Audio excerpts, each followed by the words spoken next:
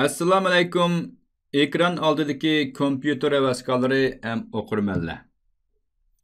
Oldingi soat darsimizda sizga kompyuter mashg'ulot sistemasiningki nazariyasini ham mashg'ulot sistemasidagi ko'p qo'llanadigan qo'llanishchan programmalarni deb o'tgan. Bugungi soat darsimizda şu programlarniki əmli işletilişini çöndürmən. Siz oxşamagan orunda, oxşamagan kompüterini işletişiniz mümkün. Məsələn, Microsoft şirkətininki Windows sistemasını işletişiniz mümkün. Alma şirkətininki Mac OS X'ni, yoki Linux sistemini, yoki Ubuntu sistemasini.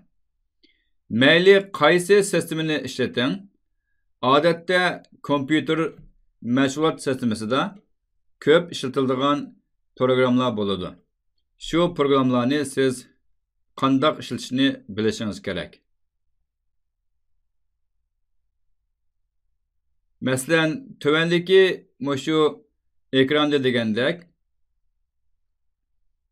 siz bir kompüterni ochgandan keyin shu kompyuterniki ismi nima, qandaq sistema qachilangan, qaysi shirkat ishlab chiqargan, shu uchurlarni bilishingiz kerak. Ko'rayotgan bu ekran Windows 10 sistemasiningki ekrani.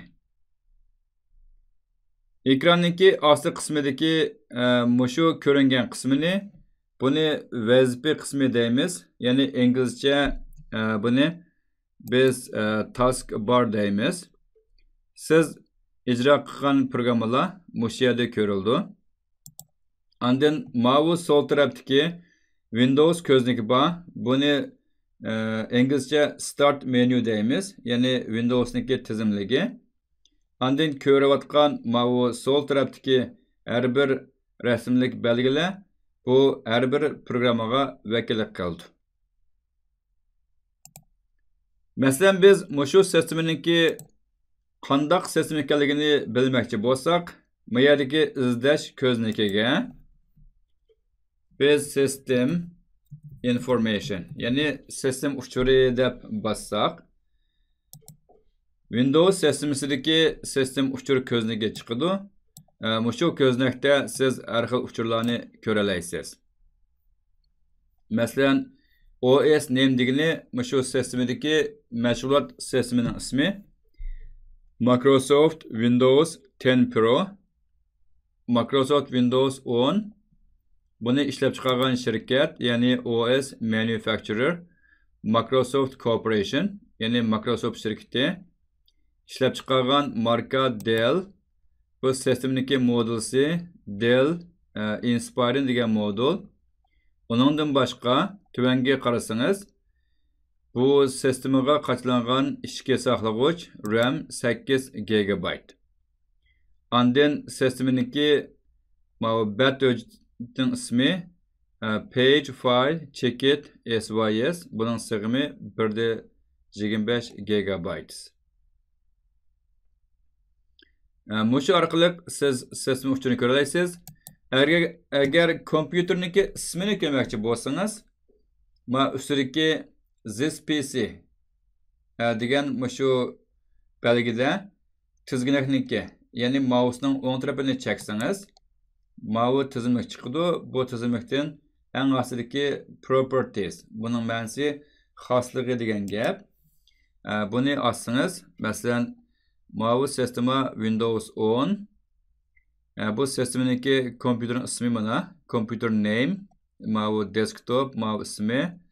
And then full computer name. Bunun ismi. And then Windows is activated. Yani bu Windows'niki haqiqiy nusxasi. And then bu 64 tiplik mashg'ulot sistema. Shunga shu uchurlarni bilalaysiz. Endi tövəndə mən sizə köp uçuraydigan qo'llanishchan programlarni bir aqır tushuntirib o'taman. Birinchisi Windows Explorer. Windows Explorer degan odatda siz shu ekranda mau bir hujjat, mau folder deymiz. Ya'ni bu bir mundarjani cheksiniz. Shu ko'ringan ko'znak File Explorer, ya'ni shu sisteminiki hujjatni ko'ramiz. Shu ko'znakni siz Windows Explorer deb o'ylasangiz bo'ldi. Buningki ichida masalan desktop degan odatda ekrandagi shu ko'ringan qismida bor bo'lgan programmaning hammasini shu yerda ko'ra olasiz. Ondan download degan ekranda siz tordan tushirgan barliq hujjatlarni shu yerdan ko'ra olasiz. Ondan bu documents deganda odatda sizniki qurgan hujjatingizni shu yerda saqlasangiz bo'ldi. Rasm degan qismida agar sizniki laylagan rasmlaringiz bo'lsa, shu yerda saqlasangiz bo'ldi. Uningdan boshqa bu this PC degan mening kompyuterim degan gap. Buning ostidagi qandaq qattiq disk bor, masalan CPAN, DPAN bor. Ondan bu network degan tor. Başını açsak, bizniki sistemaga qandaq torlar bor, hammasini chiqib turdi. Hozir ko'ringan qatorliq ekran network, ya'ni network discovery is turned off. Buning degani torni ko'rish yoki torni bayqash ixtiyori etilgan degan gap. Shunga bu yerda tor aniq chiqmadi. Demak, birinchi programma shu Windows Explorer degan program shu. Agar buni siz nereden için o'qimasangiz, bu yerdagi type here to search izlash ko'znagida masalan siz Windows Explorer'da bassangiz, odatda shu File Explorer chiqadi. Shuni qo'zg'atsangiz, o'xshash ekranni ko'rasiz. İkincisi mening kompyuterim, ya'ni my computer. Odatda shu this PC degan mening kompyuterim, buni ochsangiz, siz bu kompyuter qismini ko'rasiz. Ondan kompyuterni ochsangiz, shu kompyuterdagi sisteminingki xosligi, ondan mayadagi device and drivers degan sizniki qattiq diskining bo'linishi qatorliqlarni ko'ra olasiz. Uningdan boshqa mayada uninstall or change a program degani sistemini o'chirish yoki bir programni o'zgartirish mayadan ko'ra olasiz. Ondan open settings degani shu sizning sistemaga ko'rinadigan sistemidagi nurg'ulg'an programmalar. Masalan, odatda siz shu settings orqali sizniki ekranda masalan shu qismida ko'rinadigan ba'zi program belgilarini chiqarish, chiqarmasligini belgilasangiz bo'ldi. Masalan, bu yoqdan bu personalization deydi, ya'ni xoslashtirish. Agar shu programni ochsangiz, ochgandan keyin o'ng tarafdagi shu ko'znakda hozirgi ko'ringan holat background degani keyin tarafdagi rasmni o'zgarsangiz bo'ldi. Masalan, rasmni tanlasam, keyin o'zgaraydi. Hozir mana rasmi o'zgardi. Men aslidagi rasmni joyiga qo'yib qo'yay. Uningdan boshqa shu ekranda ko'rilgan belgilarni siz bu yoqdagi semis, ya'ni shuniki xoslashtirish orqali anda buning ostiga tushagandan keyin bu yoqda desktop icon settings deydi. Ya'ni shu ekrandagi qaysi programning belgisini ko'rsatish.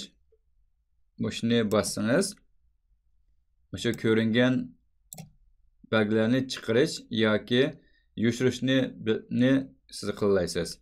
Masalan, kompyuter degan tanlashni men yo'q qilib bersam, Bu yoqdagi this PC yo'qolib ketadi. Masalan, hozir mana this PC yo'qolib ketdi. Agar men kompyuter deganni tanlab, men apply, ya'ni muqimlashtirman deb bassam, men this PC paydo bo'ldi. Demak, my computer qismini tushuntirib o'tdim. Endi tuvandikisi control taxtasi. Siz mayatki izlash o'rniga control panel deb yozsangiz, shunga o'xshash control taxtasi chiqadi. Bu control taxtasida sistema ham bexatarligi, ya'ni system and security, andin user accounts, ya'ni sistemni ishlatadigan qandaq ishlatuvchilar bor, andin tor ham internetniki xilma-xil xoslashtirish, hardware and sound, ya'ni qattiq detal ham ovoz, uningdan boshqa clock and region degani, masalan soat, har xil programmalar müşahidin köreləysiniz. Andın keyingisi my network places. Yani bununki tor orulları. Mesela bunu siz mi yoqda my network places deb bassınız. Yoki bo'lmasa network places deb bassınız. Ekranda tordan izlash deydi. Tordan izlasangiz mi bo'ladi? Yoki bo'lmasa odatda shu network deganni assınız. Agar sizniki shu torni bayqash mulozimati echilgan bo'lsa, siz mushaqda to'rg'ulangan boshqa sistemni ko'ralaysiz. Odatda sistemniki bexatarligi uchun siz bu discovery service, ya'ni torni bayqash mulozimatini o'chirsangiz yaxshi, chunki boshqa kompyuterlarmi sizning kompyuteringizni ko'ramaydi. Tuvandikisi taskbar, abay tushuntirib o'tdim. Shu Windows'ning asli qismidagi, shuni taskbar deymiz. Buningda odatda siz ijro qilgan har bir programma, masalan, bu PowerPoint programmasini ochdik. Bu programmaniki belgisi menga ko'rindi. Uningdan boshqa shu taskbar qismida o'ng tarafni cheksangiz, ekranniki desktopni ko'rish, uningdan boshqa masalan task manager deydi, ya'ni vazifa ijro qilg'ish, shu programlarni ko'ralaysiz. Andin bu Windows sistemini boshqaradigan qurollar. Masalan, Windows Administrative Tools deydi. Masalan, bu yoqda biz bassak, shu control panel ochgandan keyin control taxtasini. Buningki ichida odatda biz system and security deganni assak, buningki ichida biz sistemaga xos bo'lgan nurg'un uchurlarni ko'ramiz. Misal uchun Windows Defender Firewall deydi. Ya'ni sisteminiki bexatarligini bekitish. Anundan boshqa Power Option, ya'ni batareyaniki xil-xil altini o'zgartirish. Bundan boshqa Administrative Tools degan shu sistemini boshqarish. Buning ichida birinchisi free up disk space, ya'ni sistemidagi bo'shliqlarni asli keltirish. Agar sizniki diskini ishlatish jarayonida mashinaning suratini aslab ketsa, programda defragment and optimize your drivers, ya'ni sisteminiki bo'shlig'ini yoki parcha bo'shlig'ini ratlash, and then create and format hard disk partition, ya'ni agar sizniki diskingizda ba'zi beka o'rin bo'lib qolsa, shu o'rinni formatlab shakli bo'ladigan sistemaga aylantirish. Andin schedule task deydi. Buni men ayrim tushuntirib o'taman. Agar siz kompyuterda avtomatik ijro qiladigan ba'zi programlar bo'lib qolsa, schedule task orqali chiqarsangiz bo'ladi. Andin view event log degan dal shu sistemdagi siz ko'radigan ba'zi programmalar. Ya'ni shu sistemning qanday ishlashi holati. Mesela event viewer degan amaliyotda view event logiga o'xshash.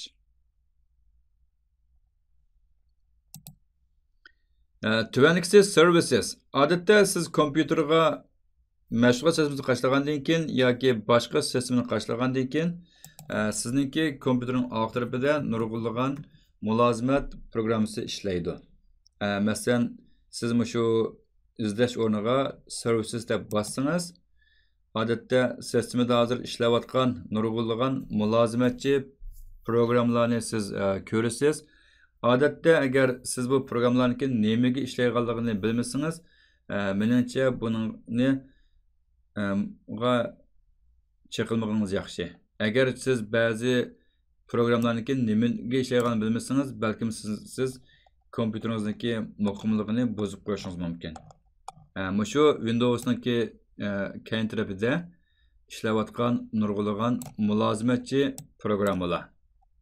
Masalan, bu power degan batareya qismi, altı running, ya'ni menvati degan gap. Print spoiler degan, masalan, agar sizningki kompyuteringizga printer ulangan bo'lsa, shu printerdagi har bir print qilma degan shu vazifani ijro qiladigan bir sistema. Ondan buyoqda remote desktop configuration deydi. Agar sizningki kompyuteringizni siz yiroqdan kontrol qilmoqchi bo'lsangiz, shu xil mulozimatni chuqur ijro qilishingiz kerak. Mayata Realtek Audio Services, ya'ni ovoz deydi. Mushniki hammasi shu sistemdagi mulozimatchi programmalar. Ondan Task Manager. Bu Computer Management deganni burun deb o'tgan. Bu yoqdan Computer Management deb bossak, bu program ochildi. Bu programma orqali siz kompyuterdagi task scheduler, masalan, vazif ijro qiluvchini yoki xilma-xil ko'rilgan programmalarning holatini tekshirishni, ondan sistemning hozirgi ishlash holati, performance deymiz. Ondan device manager, ya'ni uskuna boshqarish. Onundan boshqa bu yoqdagi disk management, diskini boshqarish. Ondan uning ostidagi services and application degani mulozimatchi ham programmani boshqarish. Buning hammasini siz ko'ra olasiz. Ondan task managerni deb o'tdik. Windows registry degan Windows sistemaga xos bo'lgan bir programma. Odatda bu programmaga men sizniki oldirab chaqilmasligingizni tavsiya qilaman. Chunki siz ma'lum narsani o'qimay buzib qo'ysangiz, sistemingizni buzib qo'yasiz. Bu Windows registry degan sistemaga kirish uchun odatda mayaki type here to search deganga siz reg edit deb bossangiz, mana shu komanda chiqadi, run komanda deydi. Siz bu komandani buyruqni ijro qilgandan keyin sistemada do you want to allow this app to make changes to your device? Ya'ni shu programmangki sistemingizga o'zgartirish kirgizishni xohlamsiz deydi, yoki ashun qo'shilamsiz deydi. Bunga yes desak, bundaq bir programma chiqadi. Bu programma odatda har bir shu tanlashning ostida xilma-xil programmalar bor. Bunga siz hargiz aldirab chaqilmang. Shuningcha bu Windows Registry degan programmani odatda ishlatmagingiz yaxshi. Ondan System Restore deydi. Agar siz kompyuteringizdagi uchurlarni zapas saqlayman desangiz, odatda shu sistemni asliga keltirish programmasini ijro qilib, davomli sistemni zapas saqlab tursangiz bo'ldi. Masalan, control taxtini ochib, buning ichidan system and security mani ochgandan keyin, buniki sistemning qismida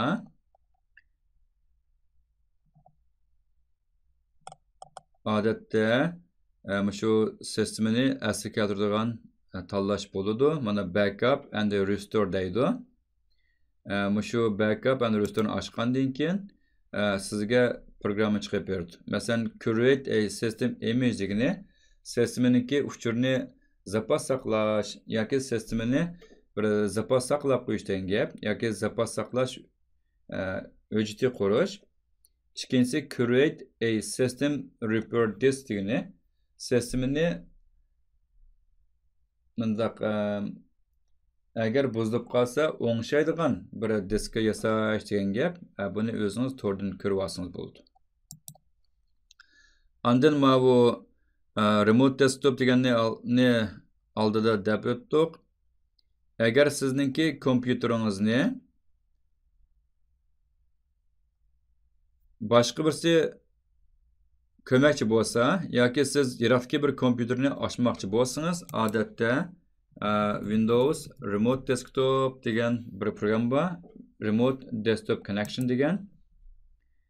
Shu program ijro qilsangiz, siz har qanday bir kompyuterni yiroqdan kontrol qilib ko'ra olasiz. Lekin oldingi sharti sizda shu yiroqdagi kompyuterga ko'rish huquqi bo'lishi kerak. Odatda hozirgi shu bozorda Amazon deymiz, Microsoft deymiz, Google deymiz, ya'ni cloud kompyuter degani bo'shliqdagi kompyuter bor. Siz bo'shliqdan kompyuter ochib, shu kompyuterni ko'makchi bo'lsangiz yoki shu kompyuterni boshqarmoqchi bo'lsangiz, shu program orqali boshqarasiz.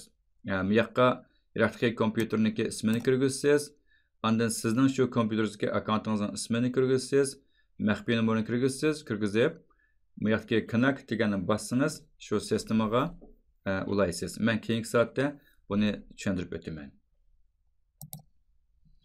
Ondan mana bu virtual memory and page file deganni buni deb o'tdik. Odatda agar sizningki kompyuteringizdagi ichki saqlag'ich, ya'ni RAM deymiz, bu yetmay qolib qolsa, sistema odatda shu page file degan, ya'ni bat hujjatini quradi. Buni siz mana bu system information degandan ko'ra olasiz. Bu bat hujjati degan nima deganda, sizning diskingizdan ma'lum bo'shliqni olib, shuni ichki saqlag'ich o'rnida ishlatadi. Shuningdek, yoki virtual memory, masalan, menikida 6 GB mavhum saqlag'ich bor ekan. Hozirgi shu bat hujjatniki cho'ngligi 1.25 GB ekan. Ondan Windows Environment Variable degan har xil sistema o'zgartiruvchilari. Bu Windows'ga intayin muhim uqum. Siz masalan ma'lum bir programmani ijro qilganda, odatda shu programma qaçlangan o'rinni ko'rsatmasangizmi ijro bo'ldi. Misol uchun men sizga bir misolni ko'rsatay. Men Windows ko'zligini ochay. Ochgandan keyin meniki kompyuterimga qaçlangan Java programmasi bor. Masalan Java, agar siziq bu nusxasi deb bossam, Java ma'ni siziq version. Buni inglizcha Java-version deymiz. Hozirgi sistemada mening qaçlangani Java'ning 1.8 nusxasi, ondan 64 bit. Undaq bo'lsa, men hozir bu Java degan bu mundarjida emas. Bu nima uchun bu program ijro bo'ldi? Chunki Java degan shu programmani meniki ijro bo'lgan mundarjisini men sisteminiki shu environment variable, ya'ni sistema o'zgarishga kiritib qo'ygan. Mishaqdan masalan men Windows System Environment yoki Environment Variable deb bossam, bu yoqda Edit the System Environment Variables bu programı chiqadi. Bu programni siz bevosita ijro qilsangizmi bo'ladi. Yoki bo'lmasa bu programni ochishning yana bir usuli bor. Mana hozir ochildi Environment Variable. Agar bundaq ocholmasangiz, siz mana bu kompyuterda this PC degan shu belgida o'ng tarafni cheksiniz, tizginakni Properties bor. Bunu açqandan keyin bu yoqda Advanced System Settings'ini sisteminingki alayda saplanishini, ya'ni xoslashtirishni ochishdan gap. Bunu açqandan keyin mana bu Environment Variable chiqadi. Mana siz ko'rsatib qo'yay. Masalan, bu yoqdan mana bu men pass degan sisteminingki shu o'zgaruvchi qismini olsam, Masalan, edit. Siz bu yoqdan ko'rasiz. Masalan, mana shu dal bizningki Java programminiki joylashgan o'rni. Mana shu Javaning o'rni. Mushu mundarja miyaga kirganligi uchun Java programmasini avtomatik holda sistema ijro qildi. Shunlashqa bu yoqdagi system environment variable degan nima deganda siz ma'lum bir programmani sistema qachilagandan keyin agar shu program qachilangan mundarjaning ichida turib programni açmay xalgan ya da açmayman desiniz şu sisteminiki şu qachilangan o'rinni şu sisteminiki environment variable ichiga qo'shib qo'ysangiz sizning shu programmangizni har qanday o'rinda sizning kompyuteringizda ijro qilish bo'ldi. Ondan miyatqisi disk defragmenter deydi. Odatda buni biz disk mana defragment and optimizer drive degan program bor. Odatda sizningki kompyuteringizda kompyuter ishlash jarayonida nurg'ulagan ushshaq tarqoq bo'shliq paydo bo'ldi.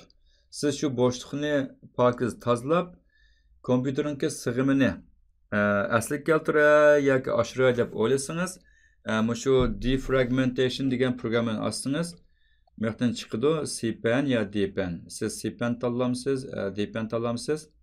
Talsın buldu. Odatda bu programni ijro qilganda siz kompyuterdagi barliq ijro bo'layotgan programlarni o'chirishingiz kerak. Hozir buni ijro qilmayman. Buni o'zingiz ko'rib olsangiz bo'ldi. Ondan disk cleanup. Ya'ni diskni pokizlash. Diskni pokizlash degan hatto disk cleanup degan programni ijro qilsangiz bo'ldi. Odatda qanday bo'ladi deganda, shu programni ijro qilsangiz, sizningki masalan mening hozir kompyuterimda qarasangiz, masalan tordan tushirilgan hujjat 0 byte deydi. Vaqtliq tor hujjatlari 2.16 megabayt. Xilma-xil narsalar bor. Hammasini siz tanlab, ondan OK deganni bossangiz, hozir menikida 28 megabayt bo'shliq asli keldi ekan. Mush orqali siz pat-pat diskingizdagi vaqtliq hujjatlarni tozalab to'sangiz bo'ldi. Ondan security center. Buni oldi deb o'tdik. Siz knopka taqtisidagi, ya'ni control taqtisidagi control taqtisini ochgandan keyin buning ichida system and security. Sistema ham bexatarlik programmasi bor. Buni ochgandan keyin buning ichida siz security and maintenance ni ochsangiz, sistemaga kim kira oladi? Masalan, yoki change user account control settings. Bu programni ijro qilsangiz, masalan, shu sizniki sistemangizniki bexatarlik qismi qanday, shuni bexatarligi yuqori bo'lamdi, tuvan bo'lamdi yoki o'rtacha bo'lamdi, shuni bekitsangiz bo'ldi. Uningdan boshqa siz sistemaga xilma-xil ishlatgichlarni, masalan, user account orqali yangidan bir ishlatgichni qo'shsangiz bo'ladi. Masalan, user account deganni ijro qilsam, bu yoqdan bu ismini o'zgartiramiz deydi. Akkauntingizniki altini o'zgartiramiz deydi. Yoki yangidan bir akkaunt quramiz deydi. Shu bo'yicha o'zgarsangiz bo'ldi. Undan boshqa siz shu sistema orqali sizning sistemangizniki qaysi xil hujjat tipi bilan, ya'ni sizniki qattiq diskingniki qaysi xil hujjat tipi bilan qurilganligini bila olasiz. Misol uchun, men bu yerdan disk management degan programni ijro qilay.